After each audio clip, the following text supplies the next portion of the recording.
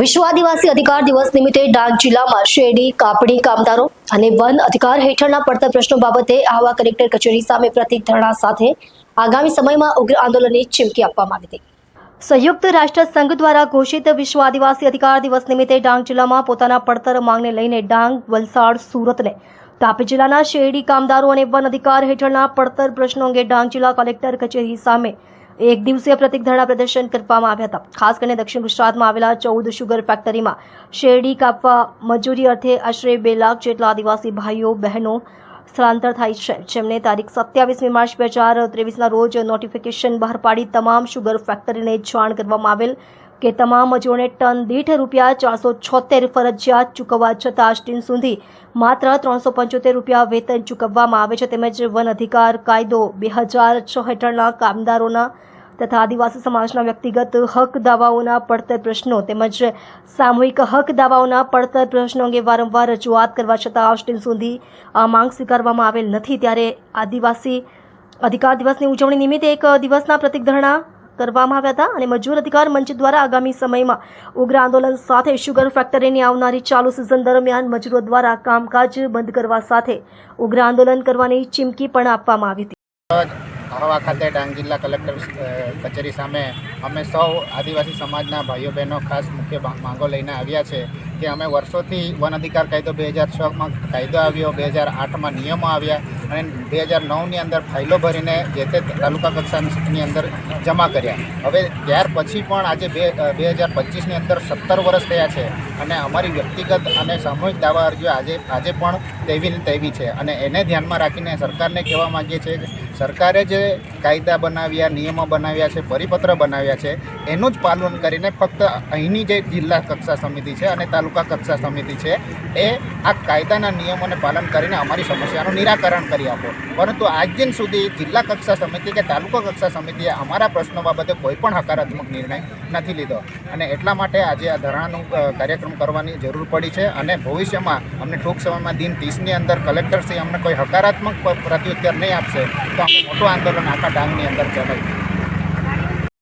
આદિવાસી અધિકાર દિવસ નિમિત્તે અમે ડાંગ જિલ્લા કલેક્ટર કચેરીની સામે એક દિવસીય ધરણા કાર્યક્રમ નિમિત્તે અમારી મુખ્ય માંગ ગુજરાતમાં જે શેરડી કામદારો છે એમને સરકારે જે લઘુત્તમ વેતન ₹476 નક્કી કરેલ છે એ પૂરેપૂરું મળતું નથી। તો આજના ધરણા કાર્યક્રમથી અમે સરકારને અને શુગર ફેક્ટરીઓને ચેતવણી આપીએ છીએ કે જો સરકારના કાયદાનું પાલન નહીં થતું હોય તો અમે આગળ જલદ આંદોલન કરીશું અને શુગર ફેક્ટરીઓ બંધ રાખવાનું પણ અમે તૈયારી કરી રહ્યા છીએ। તો આ કામદારોને ₹476 પૂરેપૂરા મળવા જોઈએ અને જે મુકાદમ ભાઈઓ છે એમને પ્રતિ ટન અલગથી કમિશન જે ₹80 ચૂકવે છે એના કરતાં વધારે ચૂકવી અને અલગથી ચૂકવીને એમને પણ ન્યાય આપવો જોઈએ, એ જ અમારી માંગ છે।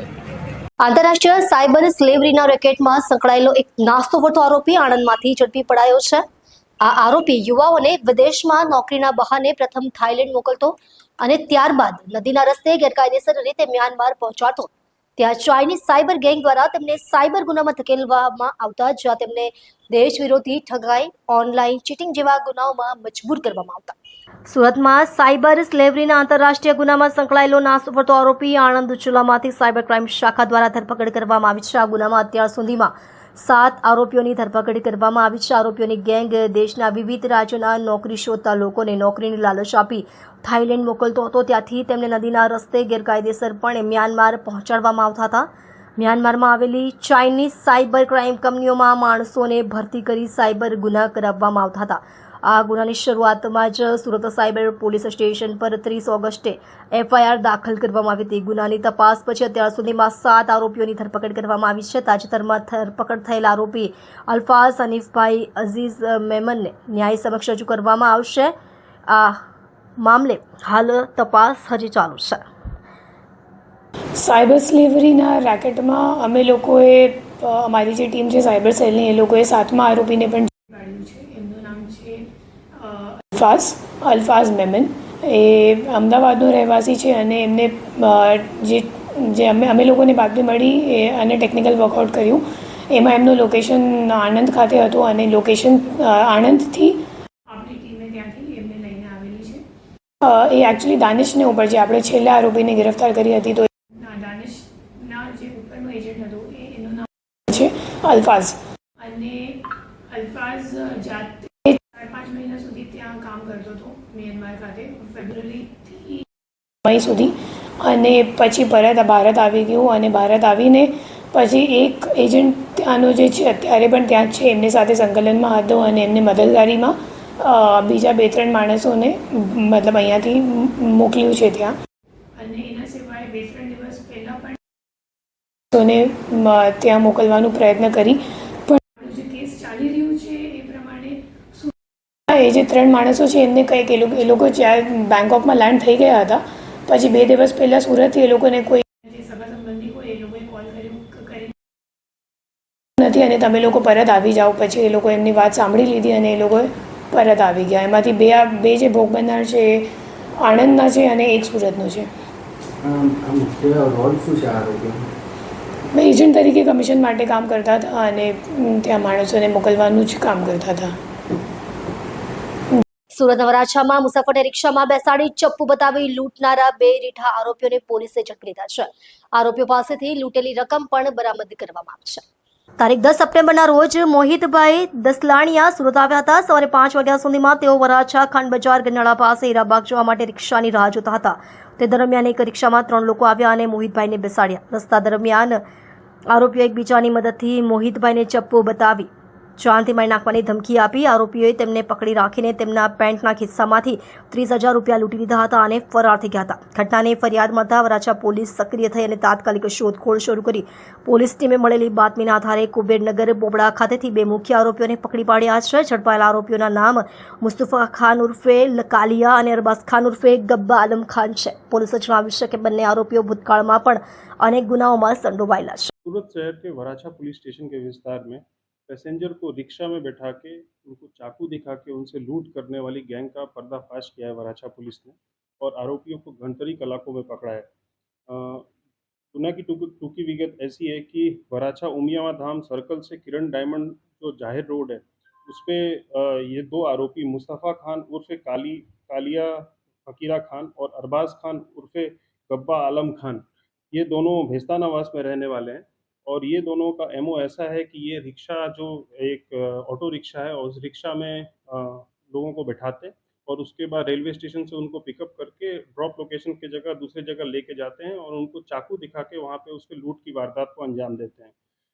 ये वारदात को 10 तारीख को सुबह 5 बजे हुई और फरियादी का नाम है मोहित भाई जयती भाई दसलाड़िया और इन्होंने तुरंत ही वराछा पुलिस स्टेशन को कांटेक्ट किया और वराछा ने तुरंत ही टेक्निकल और ह्यूमन सर्वेलेंस के आधार पे दोनों आरोपियों को पकड़ लिया है. लूट का जो मुद्दा माल है ये 30,000 रुपये 29,500 रुपये बरामद किया और ऑटो रिक्शा भी बरामद कर लिया है. साथ ही में ये पूरी गैंग की तरह ये ऑपरेट करती थी और गैंग के बाकी मेंबर्स को भी हम तपास कर रहे हैं, उनको भी जल्दी हम पकड़ लेंगे.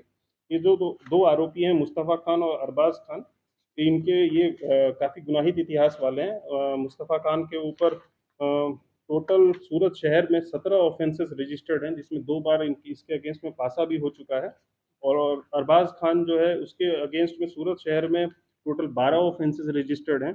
इसमें काफ़ी गंभीर ऑफेंसेस भी इनके अगेंस्ट में किए हुए हैं. तो इस पर हम इस बार कड़क कार्रवाई करके इनको कानून के हवाले करेंगे और बाकी जो गैंग के मेंबर्स हैं उनको भी हम जल्दी पकड़ेंगे.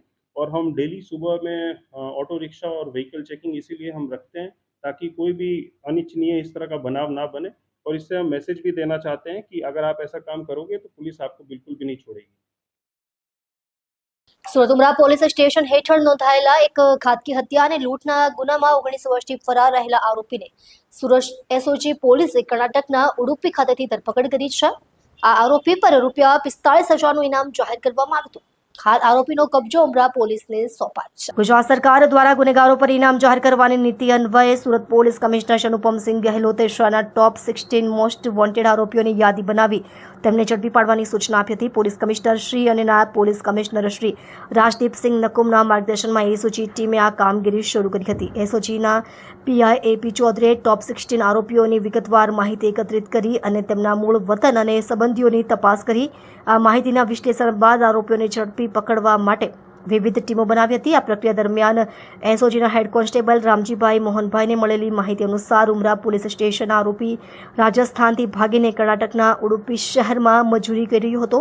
આ માહિતીની પુષ્ટિ થતાં પીઆઈએપી ચૌધરીએ ASI Prakashchandra Dalsukhram, head constable Ramjibhai Mohanbhai અને હેડ કોન્સ્ટેબલ અસલમ ઇન્દ્રિસને ટીમને ઉડુપી મોકલી હતી. ટીમને તપાસ દરમિયાન જાણવા મળ્યું કે આરોપીએ ઉત્તર કન્નડમાં કોરાવર સમાજની એક યુવતી સાથે લગ્ન કરી પોતાનું નામ બદલીને નિર્મલ કેસરીમલજી કોરાવર રાખ્યો હતો અને ઉડુપીના દરિયા કિનારે મજૂરી કરતો હતો.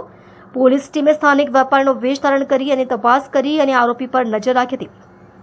ખાતરી થતાં આરોપી નરેશ કેસરીમલજી રાવલની ધરપકડ કરવામાં આવી છે. આરોપીને સુરત લાવી પૂછતાછ કરવામાં આવી.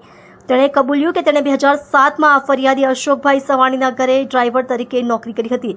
ફરિયાદી અને તેમની પત્ની એકલા રહેતા હોવાથી અને ઘરમાં કિંમતી સામાન હોવાની જાણકારી મેળવી તેણે તેના બે મિત્રો રવિ પાંડે અને વિજય ગુપ્તાની સાથે મળીને આ યોજના બનાવી હતી.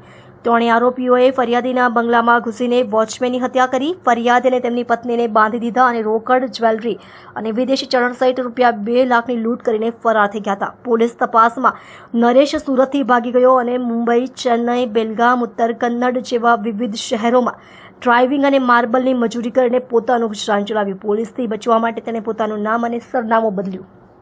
આરોપી વિરુદ્ધ કાયદેસરની કાર્યવાહી કરી તેને ઉમરા પોલીસ સ્ટેશનમાં સોંપવામાં આવ્યું છે. એક જે આરોપી છે જેના ઉપર 45,000નું ઇનામ જાહેર કરવામાં આવ્યું છે એવા આરોપીને ગત રોજ ઝડપેલ છે. આરોપીનું નામ છે નરેશ કેસરીમલ રાવલ, ઉંમર વર્ષ 40, કે જે મૂળ રાજસ્થાનનો રહેવાસી હતો અને 2007ની અંદર જ્યારે સુરત રહેતો હતો ત્યારે ડ્રાઈવર તરીકે નોકરી કરતો હતો અને ત્યારે એને બીજા લોકો સાથે મળી અને એક સિક્યુરિટી ગાર્ડની મર્ડર કરેલું અને લૂંટ ચલાવેલી. ત્યારબાદ એ નાસ્તો કરતો હતો. પહેલાં મુંબઈ ગયેલો, ત્યારબાદ ચેન્નઈ ગયેલો અને બેલગામ એમ ફરતા એસઓજીની ટીમને માહિતી મળી કે આ વ્યક્તિ જે છે એ કર્ણાટકના ઉડુપીમાં રહે છે, નામ બદલીને રહે છે.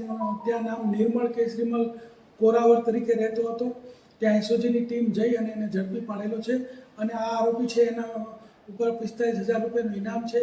અને આ વ્યક્તિ જે છે અત્યારે લૂંટ વિથ મર્ડર ઉમરાના ગુનામાં પકડાયો છે. તે ઉપરાંત એના વિરુદ્ધમાં ઉમરા અને ઉધનામાં ચોરીના પણ અગાઉ ગુના દાખલ થયેલ છે. દહેજની ઓર્ગેનિક ઇન્ડસ્ટ્રીયલના વેરહાઉસમાં ભયંકર આગ ફાટી નીકળી, જેમાં મિલકતને મોટા પાયે નુકસાન થયું છે. ઘટનાની સૂચના મળતા જ અગ્નિશમન દળની ટીમો ઘટનાસ્થળે પહોંચી ગઈ હતી અને આગ પર કાબુ મેળવવાના પ્રયત્નો શરૂ કરી દીધા છે. પ્રાથમિક માહિતી મુજબ કંપનીના વેરહાઉસમાં નંબર 4માં આગ લાગી હતી. આગ ખૂબ જ ઝડપથી ફેલાઈ અને વેરહાઉસમાં સંગ્રહિત માલ સામાને આગનો શિકાર બનાવ્યો. આગના ધુમાડાના મોટા ગોટાઓ આસપાસના વિસ્તારમાંથી સ્પષ્ટ જોઈ શકાતા હતા. ફાયર બ્રિગેડની ગાડીઓ આગ પર કાબુ મેળવવા માટે પાણી અને ફેનનો ઉપયોગ કર્યો છે. સુરક્ષા બળો દ્વારા વિસ્તારમાંથી લોકોને સુરક્ષિત સ્થાને ખસેડવામાં આવ્યા છે. હાલમાં આગ પર કાબુ મેળવવા માટેનું કામ ચાલુ છે. આગ લાગવાનું કારણ અને નુકસાનની અંદાજિત રકમ હાલમાં આંકી શકાય નહીં. આ બાબતે વધુ જાણકારીની તપાસ ચાલુ છે. સુરતની ઈચ્છાપુર પોલીસે અનડિટેક્ટેડ મોટરસાયકલ ચોરીનો ગુનો ઉકેલવામાં મહત્વની સફળતા મેળવી છે. ભાઠા ગામ પાસે રાખલનગર ઝુંપડપટ્ટીમાંથી આરોપી સાથે મુદ્દામાલ કબજે કર્યો. ઈચ્છાપુર પોલીસ સ્ટેશન હેઠળ ભાઠા ગામના રાખલનગર ઝુંપડપટ્ટી ખાતેથી એક સ્પ્લેન્ડર મોટરસાયકલ ચોરી થયાનો ગુનો નોંધાયો હતો. આ ગુનો ઉકેલવા માટે સુરત પોલીસ કમિશનર દ્વારા ઈચ્છાપુર પોલીસને ખાસ સૂચના આપવામાં આવી હતી. પોલીસ ઇન્સ્પેક્ટર એસી ગોહિલના માર્ગદર્શન હેઠળ પીએસઆઈ કેપી જાડેજાની સૂચનાનું પાલન કરી સર્વેલન્સ ટીમે કાર્યવાહી કરી. ટીમમાં હેડ કોન્સ્ટેબલ નરેન્દ્રસિંહ, અભયસિંહ અને પોલીસ કોન્સ્ટેબલ ચેતનસિંહ, ભરતસિંહનો સમાવેશ થતો હતો. પોલીસ ટીમે ઘટનાસ્થળ અને આસપાસના રસ્તાઓ પર આવેલા લગભગ 35 સીસીટીવી કેમેરાની ફૂટેજની તપાસ કરી. ટેકનિકલ અને માનવ સ્ત્રોતોમાંથી મળેલી માહિતીના આધારે પોલીસે મુખ્ય સંચયિત તરીકે ગણેશ રામકિશનભાઈ રાઠોડને ઓળખી કાઢ્યો હતો, જેથી પોલીસે આરોપી ગણેશ રાઠોડને રાખલનગર ભાઠા ગામથી ઝડપી લીધો. તેની પાસેથી ચોરાયેલી સ્પ્લેન્ડર મોટરસાયકલ પણ બરામદ કરવામાં આવી છે. આરોપીની ધરપકડ કરી વધુ પૂછતાછ કરવામાં આવી રહી છે. સુરત અડાજણ વિસ્તારમાં ઇમ્પોર્ટ એક્સપોર્ટના ધંધાના નામે રૂપિયા 2,68,00,000ની છેતરપિંડી કરવાના આરોપમાં અડાજણ પોલીસે એક આરોપીની ધરપકડ કરી જેલ ભેગો કર્યો છે. છેતરપિંડીના ગુનામાં પોલીસ પકડથી બચવા ભાગતા ફરતા આરોપીઓને પકડી પાડવા સુરત શહેર પોલીસ કમિશનર અનુપમસિંહ ગહેલોતે Adajan police station inspector V A. જોગરાણાને સૂચના આપી હતી, જેથી પોલીસ ઇન્સ્પેક્ટરના માર્ગદર્શન હેઠળ સર્વેલન્સ પોલીસ સ્ટાફની અલગ અલગ ટીમો બનાવી છેતરપિંડીના આરોપીઓને પકડી પાડવા કામે લાગી હતી. ત્યારે સર્વેલન્સ સ્ટાફના હેડ કોન્સ્ટેબલ ભીખનભાઈ રાણાભાઈ અને પોલીસ કોન્સ્ટેબલ અશોકકુમાર ઈશ્વરલાલ અને પોલીસ કોન્સ્ટેબલ શિવરાજ ચાપરાજભાઈ દ્વારા ટેકનિકલ સર્વેલન્સ અને અંગત બાતમીની મદદથી આરોપીને શોધી કાઢવામાં સફળતા મળી હતી. પોલીસ પૂછપરછ દરમિયાન આરોપીએ કબૂલાત કરી છે કે તેણે વર્ષ 2023થી ફરિયાદીનો વિશ્વાસ કેળવ્યો હતો અને પોતે વિદેશમાં ઇમ્પોર્ટ એક્સપોર્ટના એજન્ટ તરીકે કામ કરે છે તેવો દાવો કર્યો હતો. આરોપીએ વિદેશના ધંધામાં ભાગીદારી આપવાના બહાના હેઠળ ફરિયાદી પાસેથી ₹2,68,05,00,000 પડાવી લઈને છેતરપિંડી કરી હતી.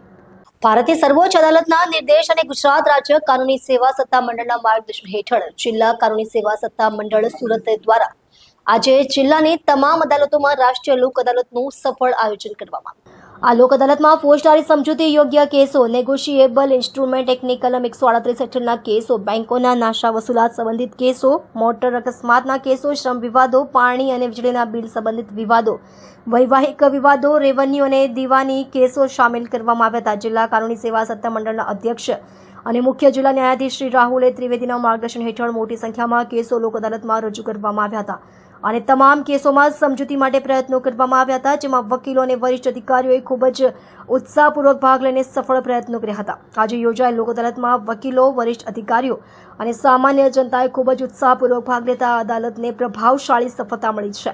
જિલ્લા કાનૂની સેવા સત્તા મંડળના અધ્યક્ષ અને મુખ્ય જિલ્લા ન્યાયાધીશ શ્રી રાહુલ ત્રિવેદીએ આગામી લોક અદાલતોનો વધુમાં વધુ લાભ લઈને લોકોએ તેમના વિવાદોનો સમાધાન કરી રીતે નિકાલ કરવા માટેની અપીલ કરી છે. सर, आज लोक अदालत में किस तरह का काम हुआ? राष्ट्रीय विधिक सेवा प्राधिकरण नालसा के डायरेक्शंस के हिसाब से समग्र देश में आज लोक अदालत आयोजित हुई है और इसी तरह पूरे गुजरात के हर न्यायिक ज़िले में लोक अदालत आज आयोजित हुई है. उसमें सूरत में जिला मुख्यालय में और तमाम तहसील में लोक अदालत अभी चल रही है. लोक अदालत इसका मैं कहूँ कि सीधा सा अर्थ लोगों की अदालत ऐसा होता है. जब अदालत की बात करते हैं तो लोगों को ऐसा लगता है कि इसमें तो वकील आएंगे और थोड़ा जज साहब फटकार लगाएंगे. ऐसा माहौल लोक अदालत में नहीं होता है और यहाँ पे सुलह करने की बात होती है और जो पक्षकारों के बीच में जो लिटिगेंट्स के बीच जो होता है उसके डिस्प्यूट का रिजॉल्व करने की बात होती है. इसमें कोई एक्सपेंस नहीं होता है, इसलिए इसे आइडियल डिस्प्यूट रिजोल्यूशन मोड कहते हैं. इससे विन विन सिचुएशन कहते हैं और ये आज पूरे गुजरात में और सूरत में हो रहा है. आज मुझे कहते बहुत प्रसन्नता हो रही है कि सभी श्रेणी के मुकदमे जो लोक अदालत से जिसका निपटारा हो सकता है, जिसमें जो सिविल केसेस होते हैं, लैंड एक्विजिशन की मैटर्स होती हैं, मैट्रिमोनियल डिस्प्यूट्स होती है, मोटर एक्सीडेंट क्लेम पिटिशंस होती है और चेक डिसऑनर की कंप्लेंट्स होती है या क्रिमिनल कंपाउंडेबल केसेस होते हैं, ये सारी कैटेगरी ऑफ केसेस में आइडेंटिफाइड मैटर्स में बहुत सारे लिटिगेंट्स खुद अपना केस निपटारा करने आए हैं और मुझे पूरी आशा है कि पिछली लोक अदालत की तरह इस बार भी सूरत में सबसे ज़्यादा केसेस सेटल होंगे और फिर से हम मिसाल कायम कर पाएंगे कि लोक अदालत एक आदर्श व्यवस्था है जिससे बगैर एडजुडिकेशन किसी लिटिगेंट को न्याय मिल सकता है. इस पूरी सिस्टम को अच्छे से फंक्शनल करने में हमारे एडमिनिस्ट्रेटिव जज जस्टिस सुपैया साहब ने बहुत अच्छा मार्गदर्शन दिया है. चीफ जस्टिस अग्रवाल मैडम और हमारे GSLSA के कारोबारी अध्यक्ष जस्टिस कोकजे साहब ने भी टाइमली हमको गाइडेंस दिया है और इसी की बदौलत आज बहुत ज़्यादा जो लोगों की उपस्थिति है ये बताती हैं कि शाम तक हम फिर से कह पाएंगे कि हमारी लोक अदालत सफल हुई. Thank you. આપનું નામ અને શું આજે કઈ રીતના પૈસા મળ્યા? આરઆઈ બ્રહ્મભટ્ટ એડવોકેટ મારું નામ. અને 2018નો એક કેસ હતો જે વિજયભાઈ બાબુભાઈ પટેલ જેઓ ગવર્મેન્ટ પાણી પુરવઠા અને ગટર વ્યવસ્થામાં વર્ગ 4ના સરકારી કર્મચારી હતા અને તેમને આજરોજ 51 લાખ રૂપિયા સમાધાન પેટે મળેલા છે. ઝડપી કાર્યવાહી બદલ શું કહેશો? લોકોએ આગળ આવવું જોઈએ અને લોક અદાલતનો લાભ લેવો જોઈએ. વર્ષની 4 લોક અદાલત થાય છે અને સુરત ડિસ્ટ્રિક્ટ કોર્ટમાં જજ સાહેબ શ્રી R.A. ત્રિવેદી સાહેબના ખૂબ જ માર્ગદર્શન અને ઝડપી ન્યાય હેઠળ ખૂબ જ ઝડપી ન્યાય મળી રહ્યો છે. તેથી દરેક અરજદારોએ આ લોક અદાલતનો લાભ લેવો જોઈએ. સુરત કોંગ્રેસ દ્વારા સુરત રેલવે સ્ટેશન પર AROને આવેદનપત્ર આપવામાં આવ્યું છે કે દિવાળીના તહેવારમાં પરપ્રાંતિયો માટે સુરતના ઉધના રેલવે સ્ટેશનથી નવી ટ્રેનો એમના વતન જવા માટે શરૂ કરવા માંગ કરી છે. દિવાળીના તહેવારમાં વધતી જતી માંગને ધ્યાનમાં રાખીને સુરતથી ઉત્તર ભારત માટે વધુ ટ્રેનો ચલાવવાની માંગ સાથે સુરત કોંગ્રેસ કમિટી દ્વારા સુરત રેલવે સ્ટેશનના AROને આવેદનપત્ર આપવામાં આવ્યું છે. કોંગ્રેસના પ્રતિનિધિ મંડળે તેમની માંગ રજૂ કરી કે દર વર્ષે દિવાળીના સમયગાળા દરમિયાન સુરતથી ઉત્તર પ્રદેશ, બિહાર, ઓડિશા, પશ્ચિમ બંગાળ અને અન્ય પ્રાંતીય ભાગોમાં જનારા હજારો મજૂરો અને લોકોને ટ્રેન સુવિધા મેળવવા માટે મોટી ભીડનો સામનો કરવો પડે છે. હાલમાં ચાલતી ટ્રેનોમાં પ્રવાસીઓની સંખ્યા કરતાં વધુ લોકો સફર કરે છે, જેના કારણે લોકોને મુસીબતોનો સામનો કરવો પડે છે. આ સમસ્યાના નિરાકરણ માટે કોંગ્રેસે રેલવે પ્રશાસનને સૂચન આપ્યું છે કે સુરતથી વિવિધ પ્રાંતીય સ્થળો માટે વધારાની વિશેષ ટ્રેનો ચલાવવામાં આવ્યા ઉપરાંત મોજૂદા ટ્રેનોમાં વધારાના ડબ્બાઓ જોડવાની પણ માંગ કરવામાં આવી છે, જેથી લોકોને તેમના વતન પહોંચવા માટે સરળતા રહે. સુરતના વિવિધ પ્રશ્નોને ધ્યાનમાં રાખીને કોંગ્રેસના પૂર્વ પ્રમુખ ધનસુખભાઈ રાજપૂત, અમારી મહિલા આગેવાનો રહીસાબેન, સંજુબેન, બેબીસિંહ, અમારા મહિલા કોંગ્રેસના જિલ્લા પ્રમુખ ઉત્તર પ્રદેશ સમાજના આગેવાન ભાઈ શ્રેયાંશ દુબેની આગેવાનીમાં અમે AROને આવેદનપત્ર આપવા માટે આવ્યા છે. નવી ટ્રેન ચાલુ કરવામાં આવે, ટ્રેનોના સ્ટોપેજ આપવામાં આવે, ઉત્તરાયણ સ્ટેશન સ્ટોપેજ આપવામાં આવે, ચલથાણ છે, ભેસ્તાન છે, સચિન છે, આવા સ્ટેશનોને ત્યાંથી નવી ગાડી ચાલુ કરવામાં આવે જેથી પેસેન્જરો વિચાઈ જાય, સુરત સ્ટેશનમાં ભીડ ન થાય. ભૂતકાળમાં વધુ પડતી ભીડના કારણે ઘણા પેસેન્જરોનું મૃત્યુ થયું છે. ત્યારે ભવિષ્યમાં આવો બનાવ ન બને એના અગમચેતી રૂપે આજે અમે આવેદનપત્ર આપવા માટે આવ્યા છે. અને અમારી જે માંગણી છે એ સંતોષવામાં ન આવશે તો 1/10/2025ના રોજ સુરત રેલવે સ્ટેશન ખાતે પ્રજાનો અવાજ બની સુરત શહેર કોંગ્રેસ અમારા આગેવાનો, ઉત્તર પ્રદેશ સમાજના આગેવાનો, અમારી મહિલા આગેવાન સંજુબેનની આગેવાનીમાં અમે સુરત સ્ટેશન ખાતે જનતા રેલ લોકો આંદોલન કરશું. આપનું નામ? મારું નામ રહીસા શેખ છે, સુરત શહેર મહિલા કોંગ્રેસ પ્રમુખ. આજે તમે રેલવે સ્ટેશન ઉપર આવ્યા છો, શું રજૂઆત? અમે લોકો એ રજૂઆત લઈને આવેલા છે કે જે પરપ્રાંતિ લોકોની જે સમસ્યા છે કે આવનારા દિવસોમાં દિવાળી કે ધનતેરસના સમય જે ટિકિટ એ લોકોને નથી મળતી અને એ લોકોને બિચારાઓને ધક્કામુક્કી કરીને અને એ લોકોના પાસેથી દંડ ઉઘરાવીને એ લોકોને બેસાડવામાં આવે છે અને એ લોકોને ભારે તકલીફનો સામનો કરવો પડે છે. તો અમારી કોંગ્રેસ દ્વારા અને મહિલા કોંગ્રેસ દ્વારા એ જ રજૂઆત છે કે આવનારા દિવસોમાં પરપ્રાંતિ લોકોને અને મહારાષ્ટ્રીયન લોકોને એનાથી છુટકારો મળે અને લોકોને રાહત મળે.